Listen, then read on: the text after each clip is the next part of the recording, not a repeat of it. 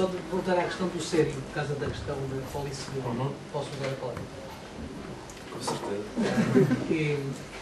Porque, de facto, esta questão de onde é que nós, pegando as suas palavras, onde é que nós ficamos sérios? Porque se há toda essa capacidade até de ser violento e de ser coisa, parece que há um momento de viragem, ou há alguns momentos de viragem. Eu tenho a ideia que a ditadura tem um peso significativo nisto tudo, 40 anos de ditadura, tornou-nos todos muito sérios e muito educadinhos e muito bem comportados. Não é?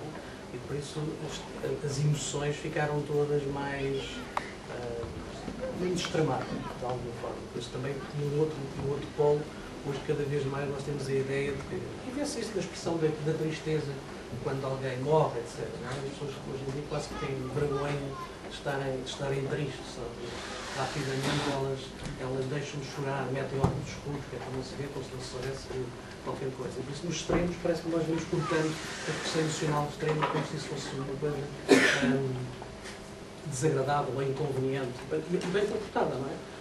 Nós, se calhar, se tivermos alguém no riso assim, excessivamente coisa, olhamos com um ar um bocadinho de ser surdo, a pessoa não se sabe comportar, não é? Assim, o mesmo se ela estiver muito expressivamente a chorar de uma forma que nós achamos sempre que é histérica, pode ser histérica a chorar e a rir, não é? Por isso as pessoas que na classificação parece que estas emoções excessivas são coisas que não havia. Por isso ficamos todos muito bem comportados e eu acho que isso é muito interessante, pelo menos eu acho que vê-se isso na política, pelo menos eu vejo na política, que é a atribuição que se faz imediata de competência e de seriedade com alguém muito sério. Exatamente. Não.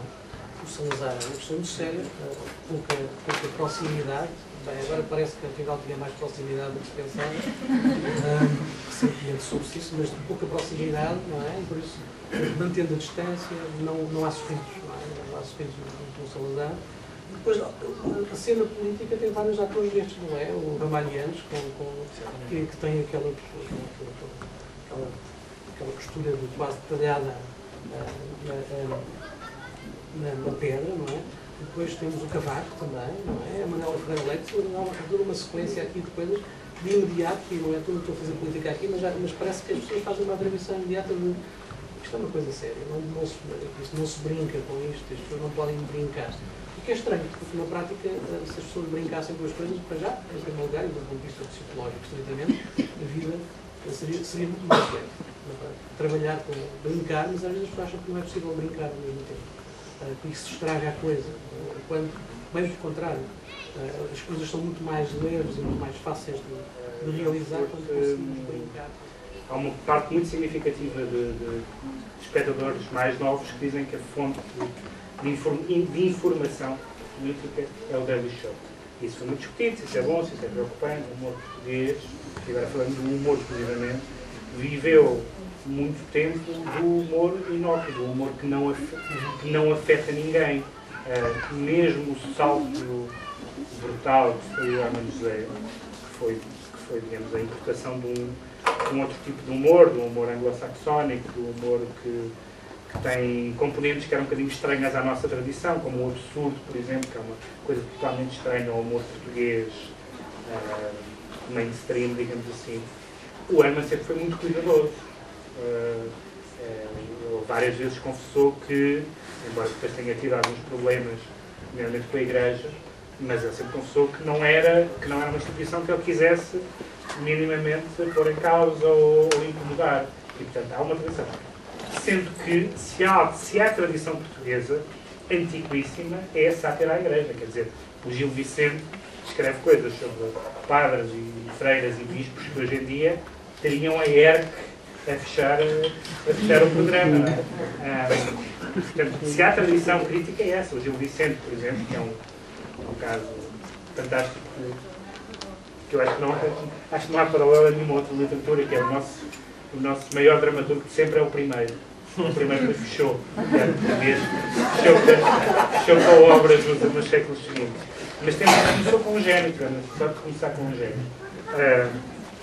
E é também um tipo de autor que tem obras completamente devotas, o Alto da Alma, e não sei o quê. E depois tem paródias, tem a mais brilhante paródia, enfim, aos descobrimentos e à situação à volta dos descobrimentos, que é o Alto da Índia. O Alto das Barcas, que hoje pode parecer relativamente inócuo, é muito crítico em relação às várias profissões, às várias ordens, digamos assim, e com uma linguagem muito colorida.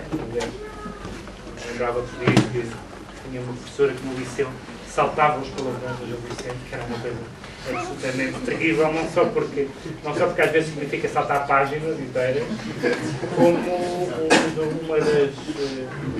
um dos gostos de ler o Gil Vicente é aquela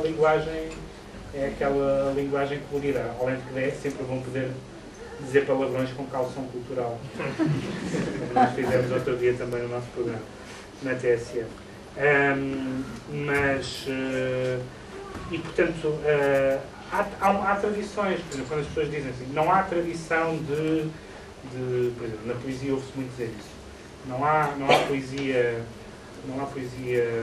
satírica, coisa do género.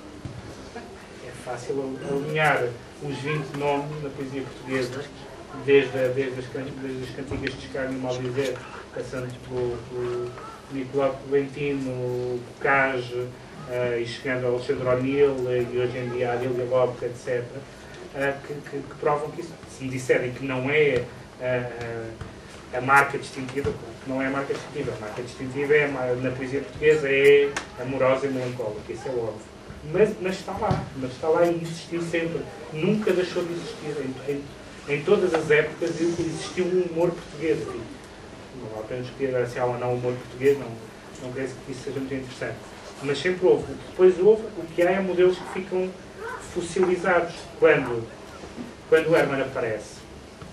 Talvez, para ser justo, aliás, escrevi sobre isso há algum tempo, há uma espécie de elo perdido, que é o Raul Solnado. Eu há uns tempos escrevi sobre o Raul Solnado, porque estive a ouvir as gravações do Raul Solnado, que foram agora reeditadas, e o Raul Solnado, que hoje nos parece algo bastante datado, isto é, duvido que alguém hoje, relativamente jovem, ria a gargalhar ao ouvir o Raul Solnado, mas há ali uma pequena ousadia, que na altura não era tão pequena quanto isso, e depois há o grande salto que é feito pelo Herman. E antes disso o que havia era a revista, que é interessante, que quando é brilhante deu as comédias portuguesas, deu o Pai Tirano e deu coisas magníficas baseadas no trocadilho e nas pessoas que fingem que são de uma classe social que não são, nas frases com duplo sentido, etc. Às vezes com triplo. Há uma frase que eu cito sempre, que eu vi o filme não sei quantas vezes até me dar conta das possibilidades javardas, digamos assim, da palavra, que é no Costa do Castelo. São dois velhos que se encontram e que tinham sido namorados há muitas décadas atrás. E que, entretanto, cada um é viúva e é um solteirão. É no Costa do Castelo. É no Costa do Castelo. E eles tinham-se encontrado nas famosas comemorações do centenário do Camões, 1880. 1880? Foi 1880. E eram as festas do Camões. E eles tinham-se namorado, nessa altura nunca mais tinham visto. E então eles voltam-se a reencontrar já velhos e estão a dizer, isto é um filme dos anos 40. E estão a lembrar, lembras quando nós nos encontramos nas festas do Camões? E ela diz, se me lembro, e que saudades eu tenho de festas no Camões. Eu ouvi isto, e isto aparentemente é uma frase